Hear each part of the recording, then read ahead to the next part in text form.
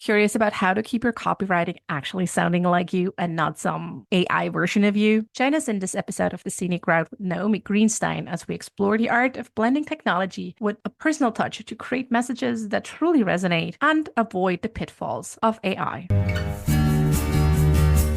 Hi, and welcome to the Scenic Route podcast, where we believe in embracing life's journey with purpose, curiosity, and a bit of potty humor. I'm Jen, a sociologist, someone's uncool mom, and I'm always looking out for that perfect slice of gluten-free rhubarb pie. Every week, I get the joy of sitting down with dreamers and doers who dare to take the road less traveled in pursuit of their own magic. Together, we dive into the inspiring stories of soulful entrepreneurs and visionary leaders who boldly share their beliefs, lessons, and fuck-ups.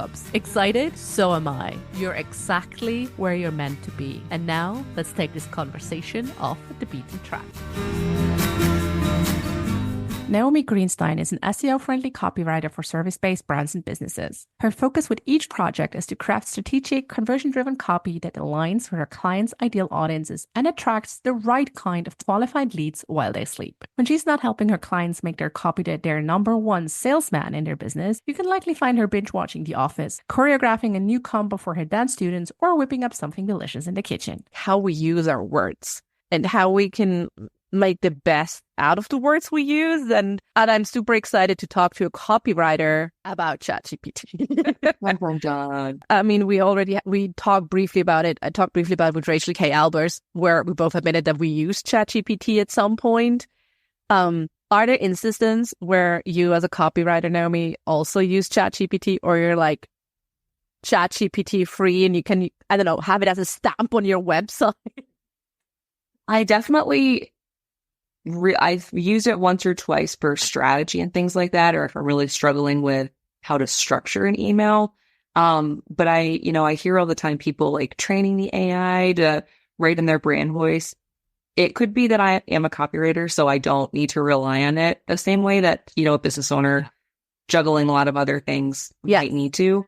But so maybe I just haven't put the time into it, I guess is my point. But I haven't found that I'm able to make it sound like me. I played with it when it first came out to see what the hype is. And like I said, there's still instances where maybe I'll look and see if there's a better way to phrase or structure an email to my list or something like that. But it's just the very overused AI language is just so recognizable. And it comes up in every single thing I write. And again, I know there's ways to say, I don't want to use words like that or words like this, but I think there's just something about a real copywriter who can connect with you and who can understand you and understand your audience that will always beat AI. So what are your telltale No shade to you. No shade to people who use it. No, I'm not judging. I mean, in all the media, I want to personally connect with the people and they graciously give me the time to read my shit. Like Instagram posts or emails mostly. Like I write my own thoughts. Sometimes I use ChatGPT there to be like, hey, I have this idea, but I'm not really sure. Like my mind needs a bit of a jump start to kind of like structure it or something. Totally. Yeah. Or I free write and then I'm like, this is what I free wrote. Is there a structure somewhere behind it that I don't see? Like help me. So I like it for that. Or I'm shameless when I have to write stuff for other machines. Like, I mean, for example, I don't know, to get a very nitty gritty, image descriptions, like alt image text for SEO. Yes. It helps me to have a starting point there. And I'm just like, I mean, I even know designers who use that because there are a lot of web designers who are starting to incorporate SEO. I call myself an SEO friendly copywriter because I'm not doing the tracking or, analytics review, anything like that, but I'm incorporating those keywords into my client's copy and the title text and the metas. Which is crucial. It's just crucial. And so many designers are doing that as well. And, making optimizing their images on their clients' websites, which is huge. So I've seen a lot of designers who use it for that purpose. And I'm like, that's, if there's not something in the budget for that, or It makes content accessible, especially for small business owners. And anything to make it more accessible, I'd say go for it. If it's if it has become a low-hanging fruit, or even more of a low-hanging fruit with ChatGPT. But I'm curious, you said before, like, oh, they're like these telltale signs that this is like made by ChatGPT. What are your like main telltale signs when you go through a copy and you're like, I'm not fooled. This is written by like an AI. I think there's like the main ones that we all know. I just did an Instagram post and a blog post about this. Things like, those unleash the blah, blah, blah, and unlock the power of this or that. And it's very indicative of AI, but there's other more subtle things throughout, just like kind of like the vague phrasing, and as a little too corporate-y, because usually I find a lot of the time that when I can spot AI, it's pretty clear that it wasn't edited before it was posted, wherever it was posted, or published. But I mean, I feel that's a rookie mistake, right? I mean, if you let ChatGPT write something, at least you should like edit it. But I think that's the problem right now, is that, and this is where my clients are, kind of learning this too, and they're a little bit different than a lot of the folks who are relying on that, because my clients are saying things to me like, you don't use ChatGPT, do you? Like, I don't want to sound like a robot. And so those are people who really understand the importance of messaging and having a really clear, consistent brand voice. Whereas the people I think who are mainly using AI and really talking it up and think it is amazing, they're usually in different fields. I work with generally creative service-based businesses, a lot of who work in the digital space. So for other people who maybe aren't in fields like my clients, they see it as perfectly fine because it looks fine from afar. But when you really get in there, you're like, this doesn't really sound like anybody in particular. It just sounds like it was churned out, So I think that's where it gets tough, is because a lot of what is being posted with ChatGPT isn't being edited because it's seen by the user as like, oh, this is fine. This is exactly what I wanted. Just something simple. Yeah. And so it's getting easier to spot, and there's just, I can't fully describe it, but there's something kind of like a gut feeling where you're reading it and the little bells go off and you're like, that's definitely not something that you wrote. Yeah. Yeah. And it's interesting. I just recently read that Google is, they're going against like all these pages that have just been like created by AI on the mass, and they're just kind of like downgrading them. Because it's not full and it's not original content, I think, is the point that's being missed a lot. Is, it's an amalgamation of all of these different pieces of content across the web that it's pulling in to give you the answers that you want, but there's nothing original about it. Which also asks questions of ownership, right? I mean, it's from like it raises a lot of questions, but ownership is definitely one of them, and copyright infringements and yeah, so it's really interesting. This is separate from copy, but even like the photo imaging sites that were coming out with AI, yes, that was the same complaint people had. Is they're like, this is people's work and people's styles that are being stolen to create free images for people. And it's kind of the same for ChatGPT, because obviously there's a ton of content out there, but it's being taken from somewhere. So it's ownership does really come into play with it. And that's, I think, one of the bigger issues surrounding ChatGPT. So, but yeah, from a copywriter's perspective, that is. Oh yeah, we're both. Well, I'm not a lawyer. I assume you're also not like a hidden lawyer. No. Yeah. Well, but yeah. So I'm just. I don't know. I don't want to go into the depths of that, but just be mindful of it is coming from somewhere. It's not just like poof, right? Like it's coming from somewhere, and that somewhere has meant at some point it was created by another human. Yeah, there's not really much to wiggle about. So you said, okay, it's very vague. And I think the power phrase which I read countless of times, especially in the coaching industry, is the unblock your power thingy. So vagueness is one thing. So I suppose if we want to write better copy, we have to get more specific. To the people that we're talking to, because even if you're working with, people who don't all fall into one single demographic, you are talking to people who have one big problem they need to solve. And that's what brings them together. Maybe it's not necessarily that they're making this much money and they're 20 years old and they like to buy coffee every day. Maybe it's that they are embarrassed by how their house looks because they don't feel like it's up to whoever's standards. I don't know.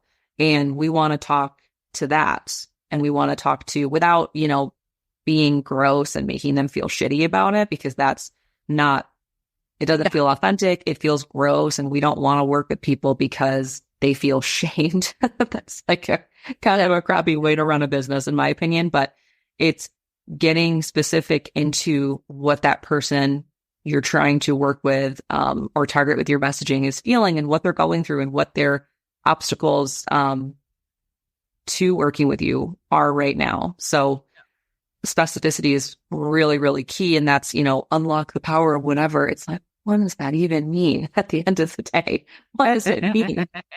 And when you really break it down and make it more granular and kind of like lose the power words, it can actually make it feel more impactful because it feels like you're talking to one person. So that's really, really important, I would say. So the trick is to write, if you sit down, obviously always kind of like think about what you actually want to say, because it feels sometimes that's so obvious, but I mean, I feel that's often not happening, because I'm reading something like, what is that person trying to tell me? And I know I'm sometimes guilty of this too, because my mind jumps a lot. And then I'm like, this is totally, like, it's totally obvious while I'm jumping from this to that. And everyone's like, what's going on? So I feel like, having to... You sound like you're on, like, that's a great part of the process, though, not to interrupt you, but I think that's... Yeah. People need to do more of that. I think a lot of folks who are sitting down and they're in the DIY stage and they're not ready to work with a copywriter, they're like, oh God, I have to make it sound like, someone super professional wrote this. And so they're trying to fit it into these very, very tight parameters of like, this is what it should sound like. And it's like, if you just kind of brain dump for a while and then dig through, that's really what copywriting is you're taking little bits and pieces that have worked and you're putting them together in a new way. It doesn't always have to be so like, I have to follow this exact formula. Sometimes it's just let me brain dump. Get all these shit out of my brain and then find like the copywriting template formulas where you just have to replace the word X by whatever you want to sell. Which some of those are really, really great. I know a lot of copywriters who have those and they are so helpful. But for people maybe who aren't in a position to buy those or purchase them, I think starting with that kind of brain dumping thing and making that your process, finding those little bits that stick out to you of like, I feel like this would resonate with someone. Because again, not to knock the templates are amazing. People have so much success with them. But not everybody's in a position to take advantage of them, unfortunately. So allowing yourself to just sort of look onto a page and then pull out what you think is going to work is a great start, truly. A part of my process is what I'm really like at the early stages. I just talk into my phone and then let Otter or some transcribing service like run over it. Just because I know there's such a huge difference when I talk to when I write. And I know people resonate more with when I talk. This is like, I have a podcast. But like, yeah, I mean, figure out what kind of works for you. But I mean, I know, like, I mean, when I'll soon be in a process of redoing my website. When you're starting with such a big project like your website, it feels very daunting, and it's kind of like where to even like start with getting the first kind of words out there, and like almost kind of like the writer's block. It doesn't probably matter if you want to write a novel or like a web page or an Instagram post. It probably can happen always. Like the scare of the blank page. Yes. How you work with that? That's something that I actually talk about on my website. Funny enough, as I talk about like that kind of impending doom of like the blinking cursor, and it feels like it's just taunting you and making you feel bad, making fun of you. The blank page is making fun of you. So I think finding the research first, but then building the strategy. For me as a copywriter, I'm not just coming in and working off of the mock-ups from a designer. I'm creating a strategy from scratch, because it's really hard to design around something when you don't know what you're selling and you don't know where things need to be placed. So, I just had this amazing project with a wedding invitation designer. And even a couple weeks ago, I worked with a, soon to be travel agent who is starting off with a blog right now. And each of those have to start with strategy. Otherwise, one of them is she's selling products and services. The other one is trying to connect with an audience through a blog. They both have such different strategies. And that's where we start to figure out where the flow comes in. I even think back to my master's dissertation. The first thing that I did is I took those 8x11 pages of, printer paper. I wrote down every single chapter down. Then I would plug in my sources. I would plug in main ideas and themes. And it was kind of just filling in the blanks after that. I did not work like this. What was your master's dissertations on? Mine was in, what was it on? Yeah. Mine was on Fight Club. I talked about Fight Club and the Canterbury Tales a little bit, but Gawain and the Green Knight, and how toxic masculinity you can kind of trace it throughout literature and history. And it started sort of in like the Knights of the Round Table. It was a lot. Yeah, I'm intrigued. Okay. Yeah. It was a lot. It was very interesting. There's a lot of similarities once you dig into it between Gawain and that club. I want to do an episode of that too. That sounds very intriguing, very, very niche, very nerdy. I'm into it.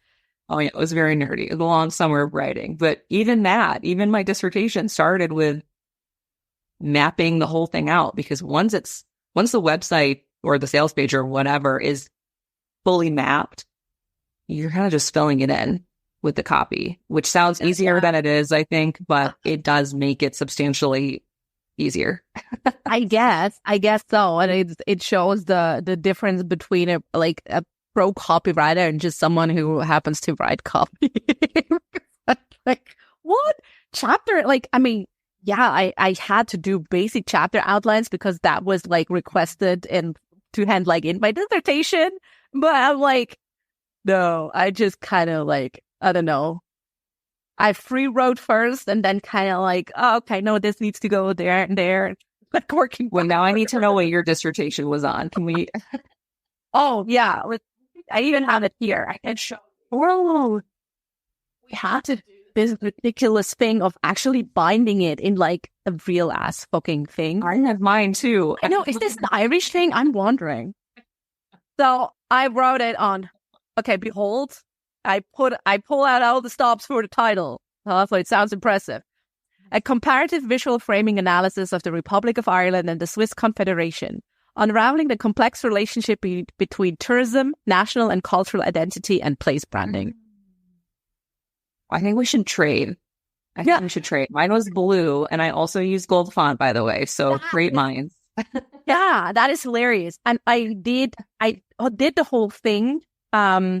Based on postcards from the 1910 was the earliest until like 2000s from Switzerland and Ireland that have been sent. And then kind of like looked at all those and the differences in portraying cultural identity. Wow. That is very cool. Yeah, we need to. Yeah, do you want to send me a PDF of yours? I'm going to send you a PDF of mine. Let's do it. Okay. I mean, Yeah, bear with us. We're still here. We're still doing talking copy. But basically, I mean, we gotta find a process that works for us. And there are different ways of doing it. And we both handed in our shit we had to hand in. So whatever works, you do it. True.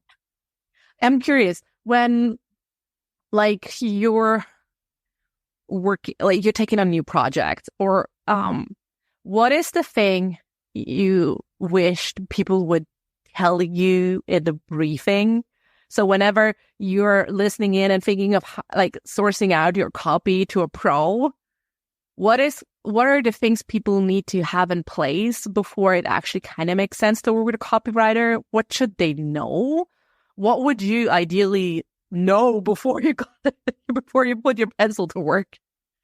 Yeah. So the biggest thing, and what I have actually had to unfortunately turn down, working with clients because of, is, if you're missing who your audience is, like you don't know who you're talking to, you don't know what their big goals are and what they really need from you. Because some people have these great offers, but they haven't really nailed down why it's that helpful and why it's a must for people. And in a really competitive industry, like, some of the people I work with, like coaches, like website designers, like people who design wedding invitations, you need to really define what you offer and why it's different from anybody else. So knowing what makes you unique, but having an offer as well. Someone that I turned down working with, lovely, lovely dude. But this was a couple years ago. He just had so much going on his website. He basically had three or four different websites. And he was just speaking to a lot of different people. He did, financial work, but then he did a little bit of coaching as well, wealth management type of stuff, and products and services that didn't really make sense because they would target people who needed the services, but then they would also target people just starting out in wealth management, even though he didn't want to coach. So it was really, really tough for me to even figure out where I would start with the strategy, because he just seemed like he had a lot going on.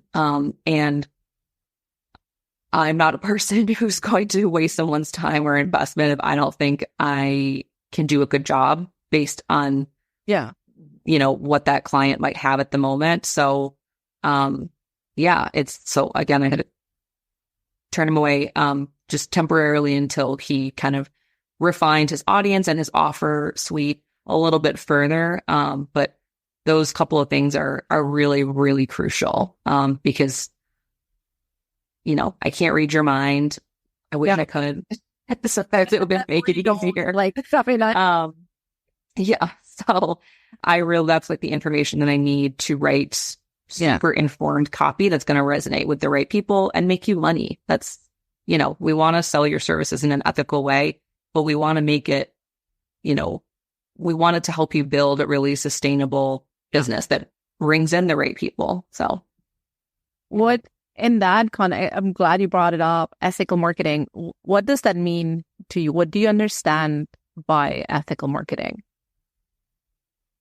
And you and I have talked about this at length, but kind of what people nowadays have dubbed like the bro marketing or mean girl marketing. It's just the kind of hate bro marketing.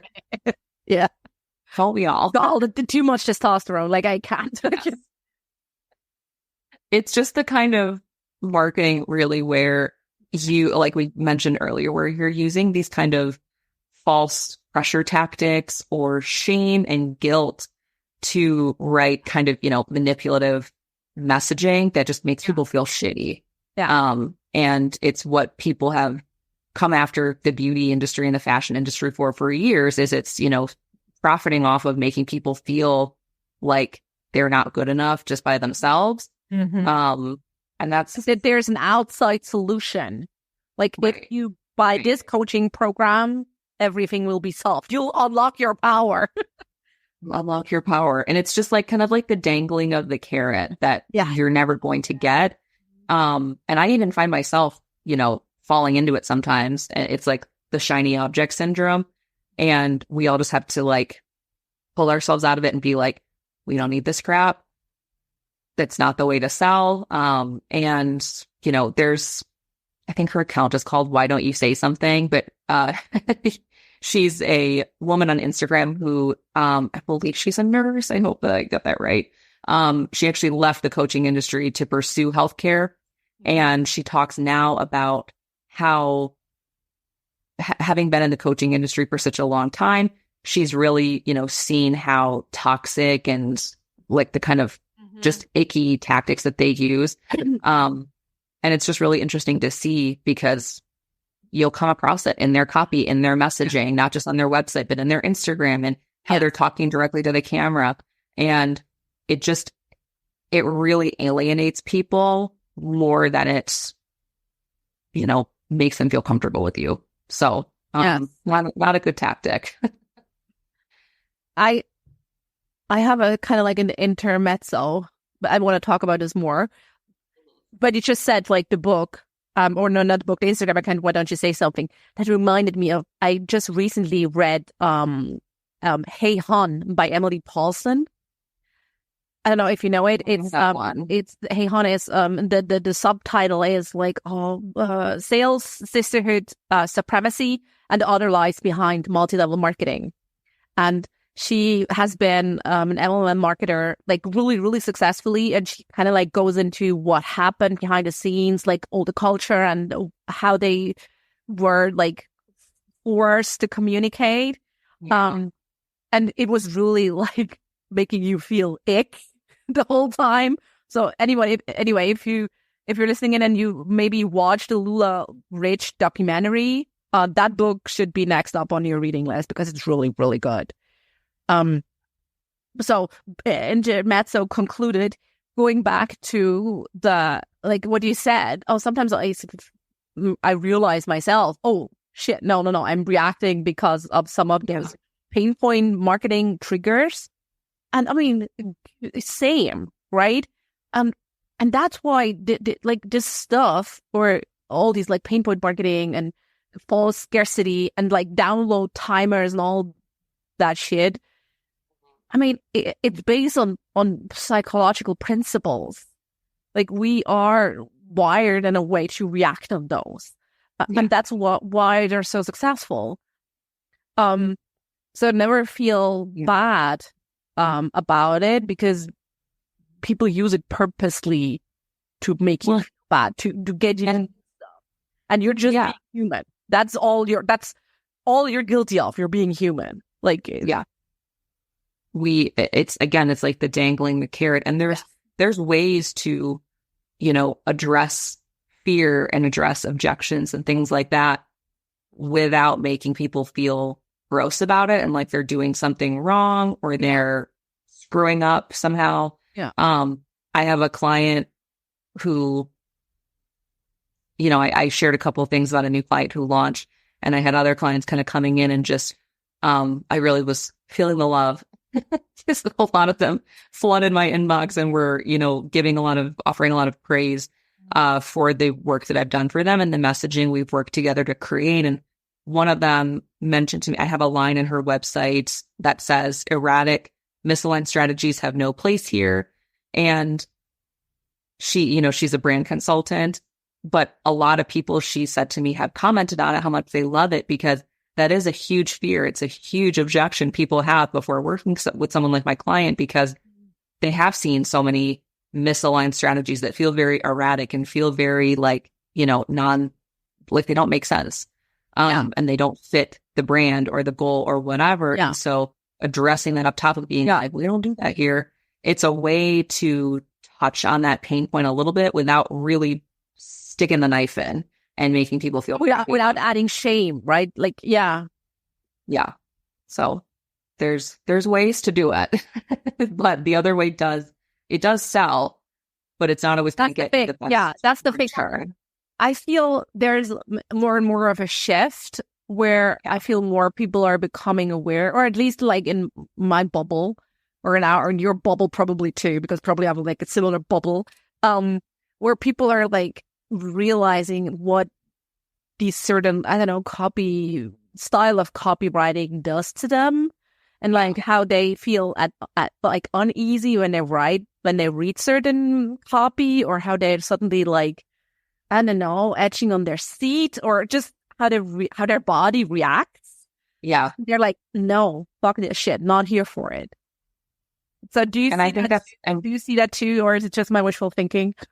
No, I do see it a lot more. And I see a lot of marketers in the space that I'm in on Instagram specifically, kind of calling out that very like predatory behavior, especially as it pertains to copy and messaging, and just general, brand communication, things like that. And I love it because it's like, yes, listen to your body. And that's like the advice that I would give anybody who feels like they kind of fall into that trap a lot of like, oh, I wish I could afford this coaching program, or I wish I could afford this product that maybe I don't really need right now. And listen to how, your body and how you feel and how you are reacting, because that cringy type of, manipulative messaging, it's being done intentionally. Yeah. And, we're all out here running businesses. We all have, things to share. But the difference is that, the people that I'm working with, we're not pushing it on people. We're offering this to people who are the right fit versus shoving something in somebody's face that maybe that's not the right fit for them. Maybe they're not. Just to kind of like close the sale, or say that again. Just to kind of like close the sale, whatever, like by all means. Just to close a sale. Whereas like, if you really focus on like, this is the kind of person I want to work with, and I'm not really going to change my parameters around that. That's when selling also gets so much easier, because it doesn't feel like it's being thrown at all these different people who, again, may or may not benefit from it anyway, if they're not the right fit. If it's not in their budget, so really it's a tough trap to fall into.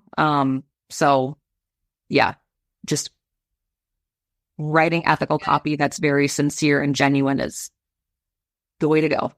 And it touches on the genuine part, where I feel a lot of people struggle with, in the sense of they make it more complicated than it needs to be, I think. And it's the whole buzz around like authenticity. Bum, bum, bum. Right? If you're playing bullshit marketing bingo, this is now where you can go like bingo. How do you approach this topic of authenticity? I'm sure it comes up with your clients. Like how can I achieve it, or like what's your approach? I mean, a lot of my clients, if I had $1 for every time someone said, I want my about page to be super authentic, I want people to feel like they know me when they jump on my about page, I would be a millionaire, because everybody says it. And it's, of course, we want people to know us. And that comes with, just to give you an idea of like my process as a copywriter, I, of course, just like many others, have a brand questionnaire. It is a bit of a bear, but it's how I help write really great copy for my clients. But a lot of questions in there about their audience, their goals, their experience, their skills, what they bring to the table, why they're different. And I have a whole section too, just like asking them questions about themselves. What do you like to drink in the morning? When you get up, what's the first thing you're doing? Tell me about your routine throughout the day. What can I find you doing on a Saturday night? And it tells me a lot about who they are as a person, so that I can incorporate those details and tell their real story. You have like an example of, last time you went clubbing, or the last time you played Scrabble in front of the television in your pajamas. Yes. Yeah. Because there's somebody who is the very outgoing type, and they're always, they're staying up late, waking up super early for a corporate job, versus somebody who maybe lives a more slow kind of, they want to live very intentionally. It's going to be very different the way that I'm writing for them.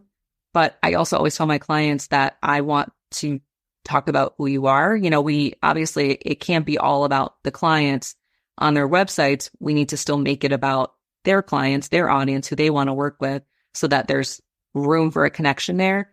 But telling their authentic story and being real about where they came from and what they're doing now and how they got here, it creates space for their clients to be authentic as well, and to feel comfortable knowing that like, this is just another human that I work. I had a client just say to me, She's like, we're not doing brain surgery out here. And it was the best thing I had heard all week because she was totally right. It's like, doesn't need to be so intense. It doesn't need to be so stressful.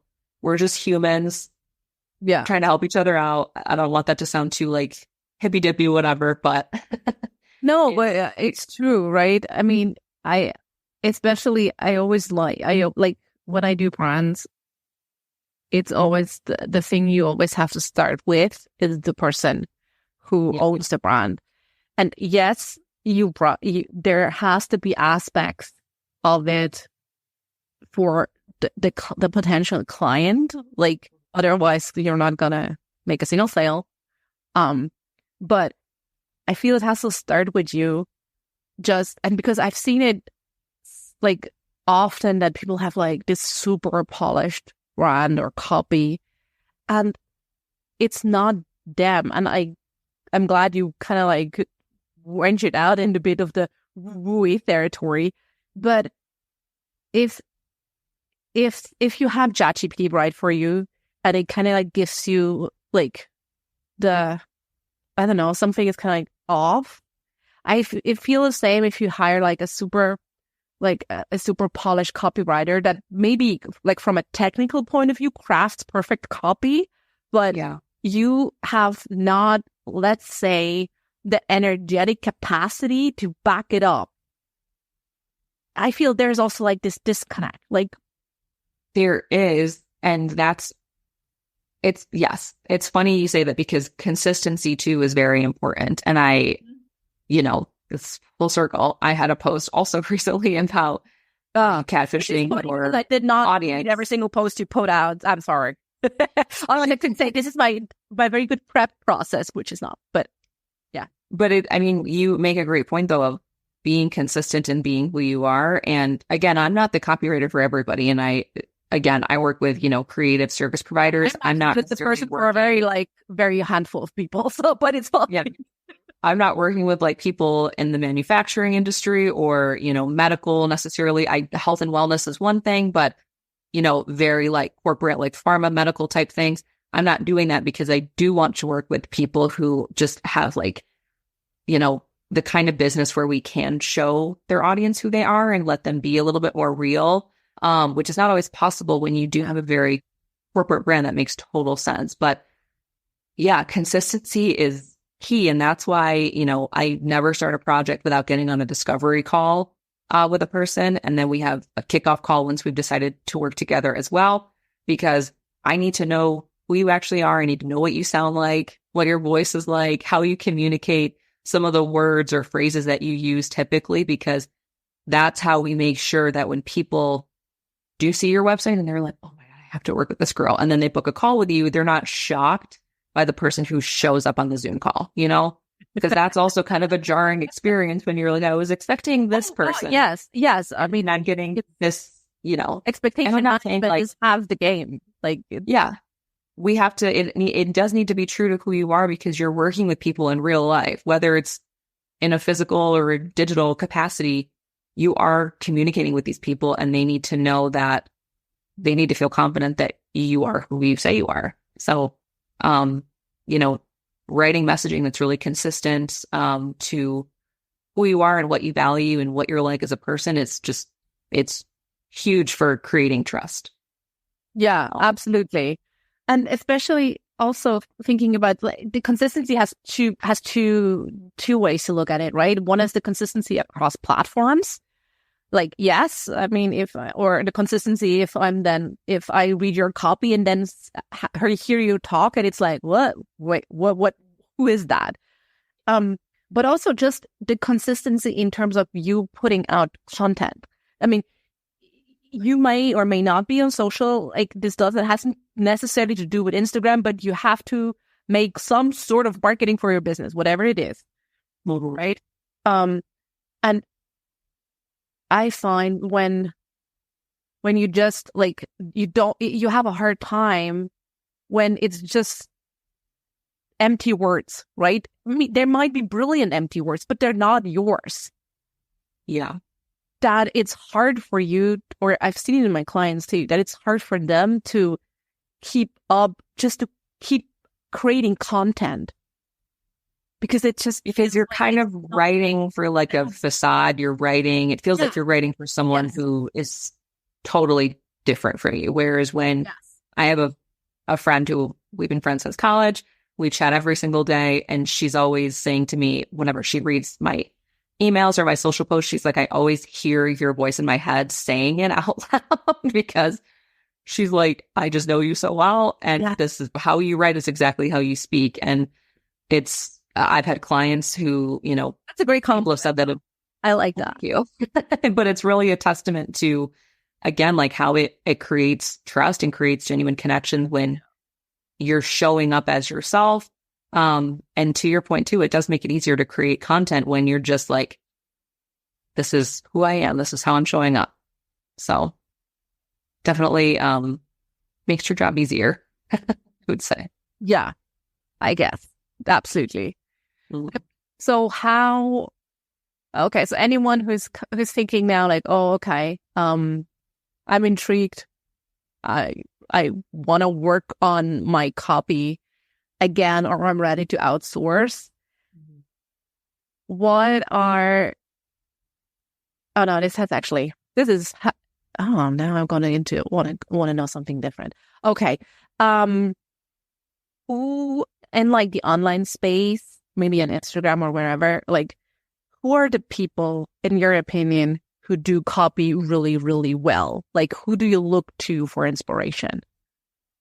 Do copywriters look for inspiration? I know designers do, like I do, but we definitely do. I don't follow a ton of other copywriters, and full disclosure, just because me neither. Like it just no. Yeah.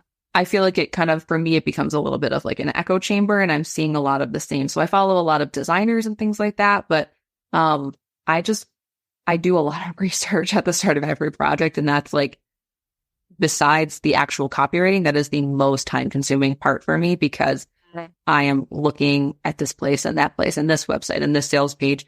Because like we discussed before, copywriting really is pulling together little bits and phrases that have been successful and making them into something that is totally new. It's not always having to like reinvent the wheel. Yeah. I hate using that phrase, but it's appropriate here. It's not always having to like totally start from scratch. It's, okay, this really worked in this ad campaign or on this website, and how can I make that work in a different way that suits my client and this audience? So it's just a ton of research and writing and rewriting. In every copy document, I have like, here's one heading, and then I have a comment with like heading variation 2, heading variation 3, heading variation 4. And I just look at them and I piece them together, and then I take this out, and it's just like a big puzzle of finding what fits and what works for the final result. So I like that I've never really considered this approach. I really like this approach of kind of putting the puzzle pieces together. It's a lot of like piecing out loud. It's a lot of, for me personally, reading it to my husband and having him tell me. What's something best to him. I get that. Yeah. I'm still want to like tickle it out of you. Who you're like, who always like consistently brings out great copy, like who you think does a job really, really well? Is there one in particular you can think of? Trying to think. I really, again, because I just don't follow that many, it's hard for me to pull it out of my head. That's fine. But I see even designers and agencies who I feel like have great copy. Tonic. If I'm going to name one, I would say actually Tonic. They do the show it. Yeah. Right. Yeah. They do show it templates, and I forget, I don't know if they work with a copywriter who is a contractor or they're, a permanent fixture on the team, but I get their newsletters and everything too. And I just I love everything in it. I love their templates. I'm a Squarespace girl myself. So I haven't used one of their templates, but they're beautiful. And the copy is just awesome. I actually do have a couple copywriters I've connected with more so on LinkedIn. And a few of them are pretty great as well. But yeah, I really follow a lot of other designers mainly, creative service providers. So, but yeah, Tonic, I think has really great stuff. Well, shout out to Tonic, so. But yeah, I mean, it's really tough with the echo chamber. Like, I mean, if on, I don't know, on bad days, it just, I don't know, I get mopey and feel sorry for myself when I have too much of like what everyone else. And I think it's kind of like diluting what I think and what I want to say and what I want to put out into the world. I think it's also really hard to not fall into like the comparison trap, which I think is what you were kind of getting at too. Of like, yes, absolutely. I'm not totally there yet, or I'm not this. And it's just, you know, for me, I've learned that like kind of removing a lot of that is very helpful for me to just keep on the track that I need to be on, and make sure that I'm focusing on myself. Yeah. That's key. That's a very good kind of like closing word. Just like focus on yourself, which is, it's so true, right? Like we always, I don't know, going back to what we said about the copy has to be about you too, and back to there is no outside solution. Like you always carry part of the solution, at least a part of the solution with you. Like there's no outside quick fix or anything. So yeah, those are really beautiful, like closing call kind of words. You're not a thing with words. So there you go. I totally believe the copywriter thing. So you're not catfishing me. That's great. Okay. So if people, Naomi, tell me if people want to like read more of your copy or want to work with you, where can they find you? Yeah. So you can find me on my website. It's glosshousemedia.com, and that's gloss with one S because it means green. It's an Irish word for green. So you can find me on... You knew that. Oh, you can find me on Gloss House Media. I write a lot on my blog there. I am on Instagram, sometimes sporadically, trying to make that more consistent, as we talked about. But you can follow along with me there. And yeah. And we're also going to link something you bring in with you today, 10 ways to make more money with your website. Do you want to quickly tell me something about it? Sure. It's a super quick guide for people who just want to figure out how to make more money with your website, how to maximize your website's kind of like money making potential. And it's a very quick guide. You can go through it in 5 to 10 minutes, probably even less than that. Just 10 quick tips with what you can look for on your own site to figure out maybe if there's something holding you back from getting more of the right conversions that you want to get. There's a little bit about SEO in there, about, user experience, some copy tips as well. But just some things to look out for to, give you a quick and easy way to start optimizing your website. So, that's easy peasy. Great. We're always for the easy peasy stuff. I make stuff unnecessarily hard. I agree. So last question before I let you off the hook. What book are you currently reading, or what audiobook are you currently listening to? Oh, okay. So I'm a big podcast girl, actually. So I am always listening to podcasts like Giggly Squad. I need something that's fun and makes me laugh. I was listening to a Gilmore Girls podcast. I was listening to a podcast about girls, the HBO show. So I remember that one. I think it's just called about that one in a while. Rewatch. It was they like go through each episode. I don't know if anybody is a Girls fan, but I love that show. I know they're all very toxic and awful, but it's a very good show nonetheless. So I love stuff like that. I watched it when it first aired, but I haven't rewatched it. And it's curious how it sits now, because I mean, if you rewatch Sex and the City now, parts of it are like, no. Which they talk about that too, about how these shows kind of fit into how we operate and the values that we all have today. So it's very interesting. Okay, yeah, I'm trying to find that. Otherwise, you have to send me the link because I want to listen to that too. Like, maybe I should rewatch Girls. Okay, now I know what I'm going to do the rest of my evening. Yeah. Okay. I think to answer your other question, to answer what I'm reading, there's a book. It's only my second time reading it, but it's called, I think it's The Unraveling, or maybe just Unraveling, by Elizabeth Graber. And it's actually a copy that my mom gave to me for Christmas one year when I was in school. I think I was in Ireland that Christmas, so I took it back with me. And it's a very like beautiful story. It's like happy cry, sad cry, happy cry. So it's a little bit emotional, but it's the writing is just amazing. So I needed to read it a second time.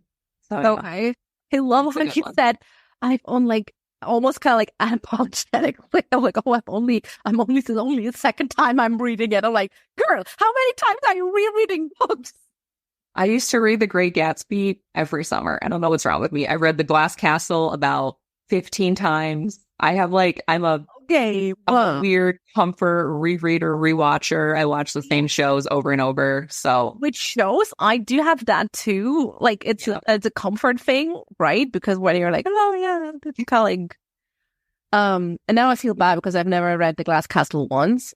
So I'm that one. It's a really, really tough. It's tough in some parts, but it's very rewarding. We'll say. Okay, so that's okay. So I'll link.